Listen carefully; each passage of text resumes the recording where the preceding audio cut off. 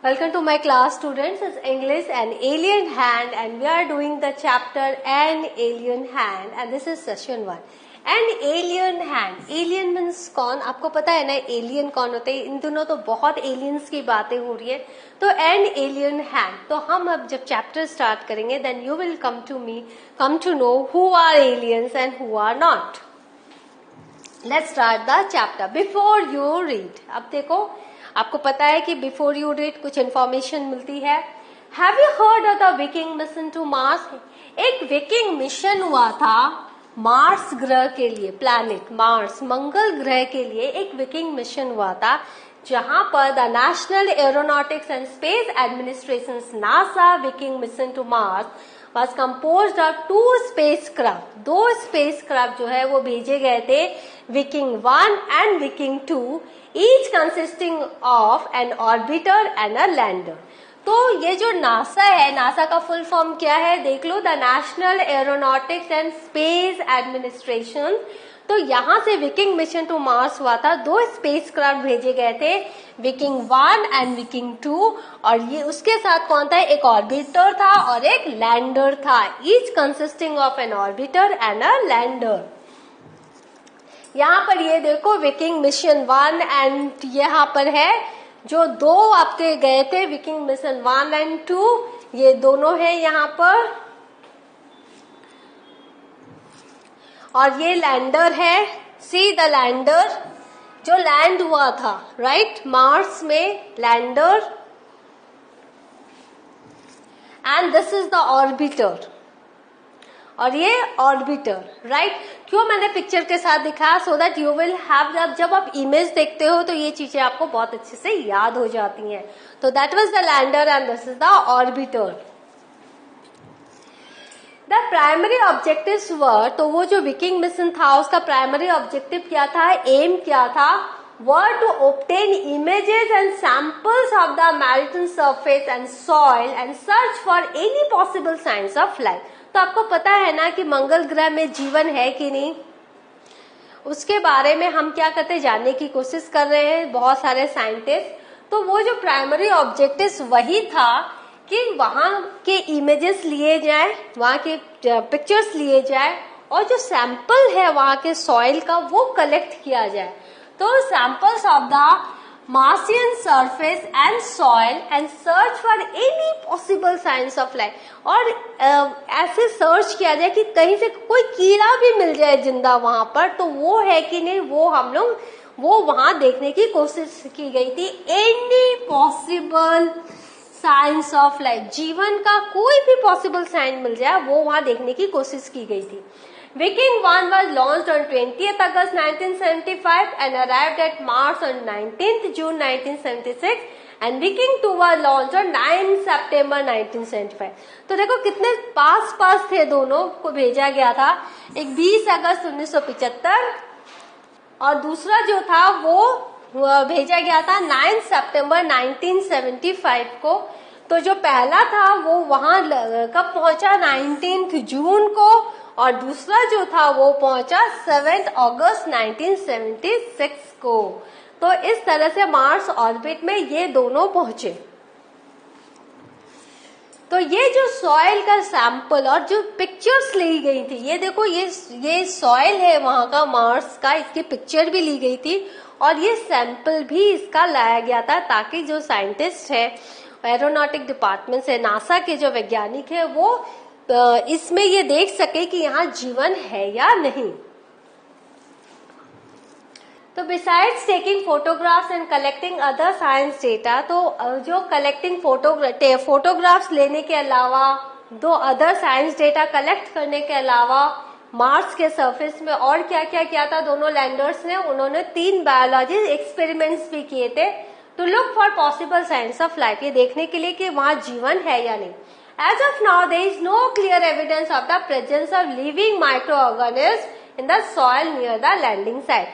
और अभी तक वहां पर कोई भी प्रेजेंस नहीं मिली है लिविंग माइक्रो ऑर्गेनिज्म की नियर द लैंडिंग साइट. तो अब हम स्टोरी पढ़ते हैं. तो यहाँ पर आप देख रहे हो, as of now there is no clear evidence, कोई भी क्लियर सबूत नहीं मिला है, एविडेंस नहीं मिला of the presence of living micro organism in the soil near the landing site. अब हम स्टोरी पढ़ते हैं और फिर आपको अंत में मैं बताऊंगी वहां है या नहीं living organism. Tillu and his friend and his parents live beneath the surface of a planet under artificial condition. अब ये कौन सा प्लैनेट है ये मैं आपको बाद में बताऊंगी. Tillu and his parents, Tillu और उसके जो पेरेंट्स हैं वो क्या करते हैं, बीनीथ द सरफेस, जमीन के अंदर वो रहते हैं, एक प्लैनेट के जमीन के अंदर वो रहते हैं, under artificial condition, not the natural condition, artificial condition में वो रहते हैं. Tillu has heard and read about the sun and the stars. Tillu ने क्या जाना है, टिल्लू को सन के बारे में पता है, सूरज के बारे में पता है, वो तारों की बातें जानता है कि तारे भी होते हैं, सितारे होते हैं. He has never seen them, लेकिन उसने कभी उनको देखा ही नहीं. क्यों नहीं देखा, क्योंकि वो सरफेस के अंदर आर्टिफिशियल कंडीशन में रहता था और नेचुरल कंडीशन में आपको सूरज, चांद, सितारे दिखते हैं. Tillu's father goes to work through a secret passage, और टिल्लू के जो फादर है वो सीक्रेट पैसेज के थ्रू ये काम करने जाते हैं. And Tillu wants to know all about it, और टिल्लू जो है वो जानना चाहता है कि वो है क्या, वो क्या काम करते हैं, कहाँ जाते हैं सीक्रेट पैसेज के through. Now Tillu, how often have you been told not to go that way. तो टिल्लू, कितनी बार तुम्हें कहा है कि तुम उस तरफ मत जाया करो. But why does daddy go there every day, लेकिन फिर डैडी क्यों जाते हैं वहां रोजाना. Why does daddy go there every day. See, आप जब ये क्वेश्चंस, आप जब ये डायलॉग्स पढ़ोगे ना, आप इन्हीं को प्रैक्टिस करोगे तो you can learn speaking English also, because this is his job. Tillu, क्योंकि ये उनका काम है. Tillu, that way was an underground passage. तो ये जो दैट वे यहाँ आया है ना, that way, but why does that way, ये that way क्या है, that way was an underground passage, right. Tillu's father went every day for work along that passage, और वो हर रोजाना उस पैसेज के थ्रू वो जाते थे. and every day he came back from that direction, और रोजाना उसी डायरेक्शन से वापस आते थे. Today, however, was different, लेकिन आज थोड़ा कुछ different है. Tillu's father was enjoying a siesta at home and Tillu managed to get hold of his security card. तो टिल्लू के पापा जो है वो क्या कर रहे हैं, एंजॉय कर रहे हैं सिएस्टा. खाना खाने के बाद, लंच के बाद हम छोटा सा नैप लेना पसंद करते हैं, छोटी सी हल्की सी नींद आती है हमें, तो वो उसको एंजॉय कर रहे थे. और टिल्लू ने क्या किया, उनका जो सिक्योरिटी कार्ड है उसको ले लिया. Tillu manage to get hold of the security card. Then evading his watchful mother's eye, तो उसकी मम्मी की आंखें हमेशा उस पर लगी रहती थी क्योंकि वो थोड़ी शैतानी करता था. तो उसको बचाते हुए, evading his watchful mother's eye, watchful माने चौकन्नी मम्मी की आंखें, मम्मी की आंखें हमेशा चौकन्नी रहती थी. Tillu made his way to the forbidden passage. forbidden passage मतलब जहां उसको जाना मना था, तो वो उस पैसेज की तरफ वो गया. उसने made his way to the forbidden passage.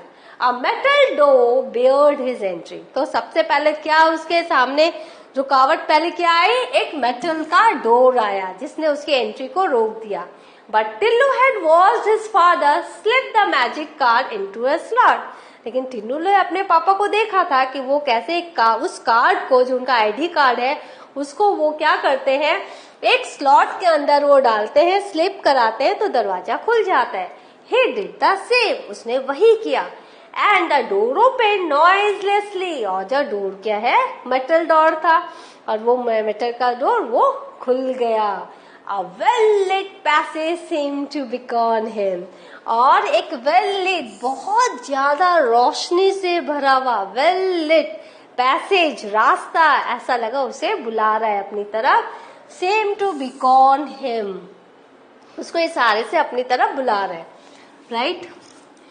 Siesta is a short rest or nap after lunch, evading, escape or avoid someone or something, especially by trickery. Forbidden, not allowed, banned.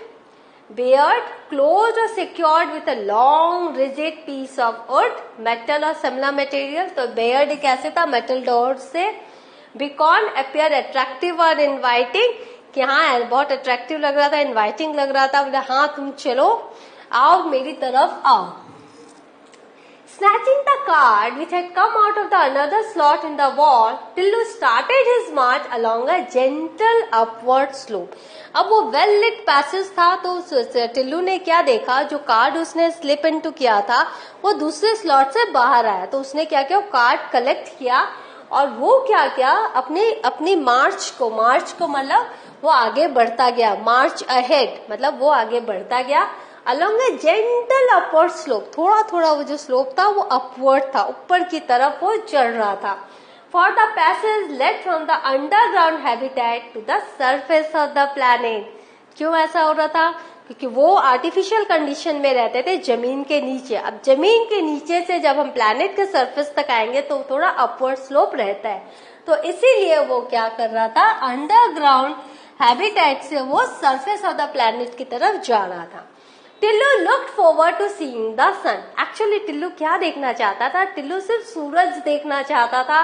If it was daytime, यदि दिन होता, और the stars या फिर तारे देखना चाहता था. If it was night, अगर नाइट होता, क्योंकि नीचे तो उनको कुछ पता ही नहीं चल रहा था कि प्लैनेट में क्या मौसम है, दिन है रात है, क्योंकि वो आर्टिफिशियल कंडीशन में रहते थे.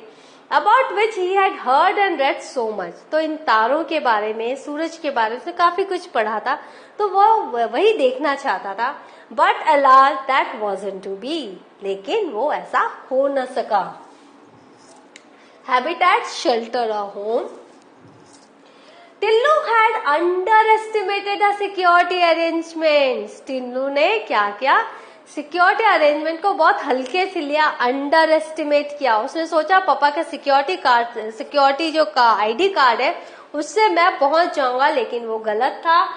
Invisible mechanical devices had already detected and photograph the small intruder.